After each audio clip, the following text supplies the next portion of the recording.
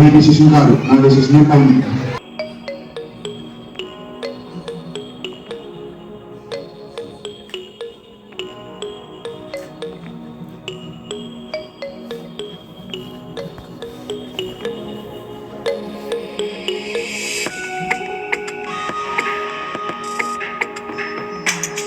అప్పుడు నవ సమాజాన్ని నిర్మిస్తాం. నేడు మనం 79వ స్వతంత్ర వేడుకల్లో ఉన్నాం.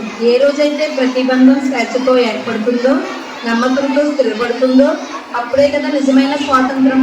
తమ సమాజ స్థాపన కొరకు ఈ దేశం పోరాడుతూనే ఉంది. జై హింద్.